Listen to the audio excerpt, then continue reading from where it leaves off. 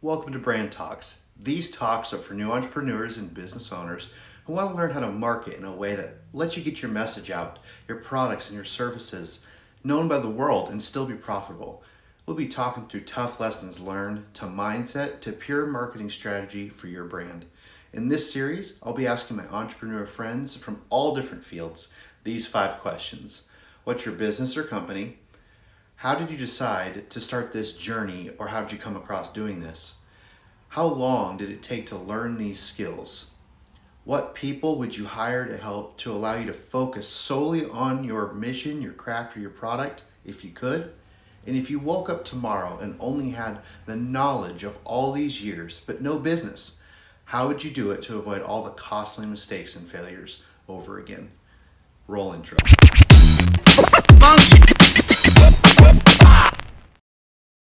All right, what's going on? My name is Jordan Fremgen.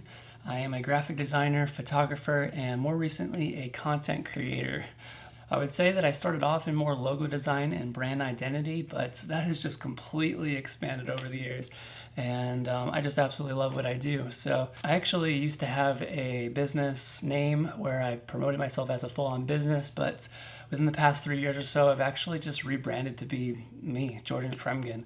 I mean, I have my logo on my hat, and this has been a really good move for me because I do graphic design. I have experience in logo design, like I said. I have experience in product development, print advertising, social media marketing, all that kind of stuff. And I also promote myself as a photographer, and now I have a YouTube channel. So it just kind of wraps itself up into one big thing, and it's been a really good move for me. So that's me. So how did I decide to do this? What's my journey? So I've always loved art. As a kid, I actually wanted to be a cartoonist and do like comics and stuff like that. You can probably imagine a little kid just drawing, wanting to do something like that. But as a teenager and in my early 20s, I sought out the life of a full-time musician. I was in a band and we toured a little bit, and it was a fun gig while it lasted, pun intended. But you can imagine, life caught up with me in my 20s, and I needed to start making some real money. So I was a college dropout. I didn't have a degree, so I did find Photoshop and started doing it at a voluntary level. And with that, I landed my first internship, which was awesome. And through that, I found out that this could actually be a career for me. So started getting job after job and adding new skills to my tool belt with every job I had. And after about 6 years, I landed a job with a high school. I was teaching public high school digital art and design and photography, and I absolutely love those kids. Those kids are awesome, and those kids really challenged me. They sharpened my skills a lot, and through that, it really challenged me to keep up with current trends and actually build that social media presence. And so now I have a YouTube channel. It's still very much in the early stages. I am not famous online whatsoever. I'm still trying to find my rhythm, but it's been fun, and I'm really enjoying it. And it's just been a cool new chapter, and I'm really excited to see where it goes. So how long did it take me to learn these skills? Well, I really began taking design as a career seriously in 2012, and in 2014 I actually launched my first business. But in the beginning I was also still working with design companies, doing these in-house gigs with them while I was building a client base. But I would say it really took me about 2 years to build a confidence in what I do.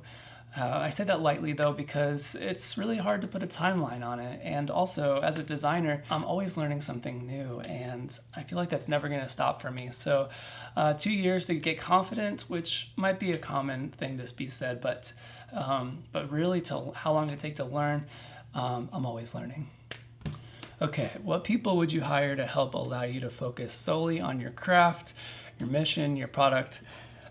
So this is an interesting question because for the most part I fly pretty much solo, and I have been for quite some time, and I do find joy in all the little things that I have to do, but I probably could use some help in the marketing aspect of things and the self-promotion. Well, actually, I could really use some help in the marketing strategy behind the business, because as a designer, it is such a nightmare trying to come up with some designs for your own self-promotion. Like, I can never make up my mind on what I want stuff to look like. So if I had somebody to delegate that to, that would be an absolute dream.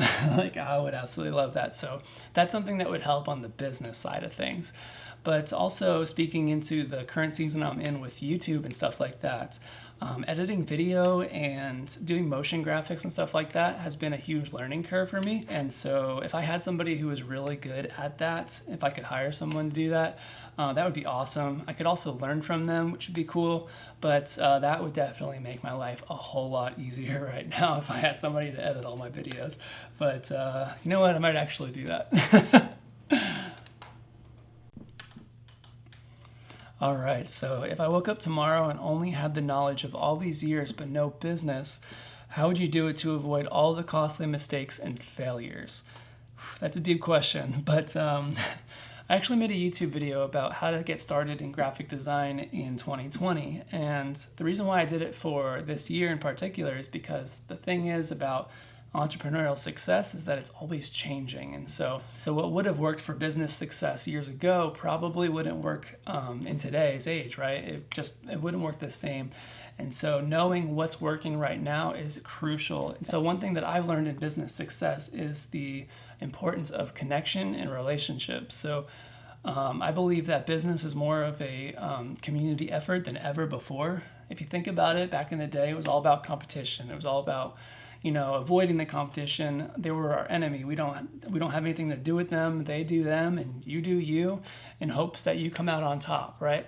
So today, it's not like that. You wanna actually have a connection with those people because they can really catapult you into your own, and this is how you can go about that. So there's two different types of relationships you can build. The first one is someone that has a strength in something that you don't necessarily have a strength in. Maybe they can help a client in a different way where you can help them in your own way, right? So an example can be like a videographer and a graphic designer. The videographer can help a client in their way, and the graphic designer can help them in their own way, and you're sharing a client there. And who knows, maybe that duo right there can come together and make a powerhouse of a media group one day. Who knows, right?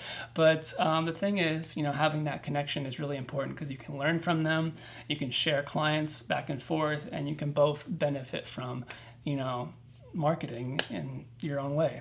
And the second type of relationship you can build is, someone that actually does what you do, but they're already like way up higher in their success. They've already been doing it for a number of years, because if they're here and you're here, they're not going to push you down. They're going to pull you up closer to where they are because you're spending time with them, you're learning from them, you are just gravitating towards everything you possibly can in their realm because you want to get there. So really important. I think that's probably the one thing I would push hard if I had to do it all over again, because when I first started, I didn't have any relationships. I didn't have any connections in my field or my industry. I didn't want them, really. I just wanted to be my own guy. I wanted to be like a one-man band kind of dude, and I wanted to be like boss at everything, and I wanted everybody to know it. So it wasn't the best approach, because when I learned about connections and I took it really seriously, that's when I saw my business start to unfold. So relationships, connections, they're key. Build them.